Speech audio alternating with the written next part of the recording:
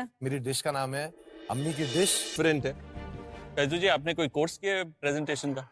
Chef मैंने course नहीं किया, बट मेरे डैडी जो है वो कारीगर है, मतलब कारीगर थे। हाँ। तो वो नाइटी बनाते थे, तो नाइटी पे जो डिजाइन वगैरह आती थी ना मैम, एक टाइम पे वो 450 नाइटी बनाते थे एक।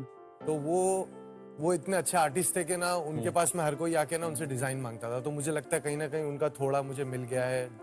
ये एक बहुत ही बेहतरीन डिश है, क्लासिक डिश है। Thank you chef. शुरू में मेरे को लगता था कि ये लड़का and I am going to be very honest, right, ये लड़का डांस शो भी करता है, रीले भी बनाता है, तो यहाँ पर भी एक शो समझ के आया। सिंसेरिटी है, आपने मुझे गलत प्रूव कर दिया है। Very well done. आप जो कर रहे हो शिद्दत से कर रहे हो।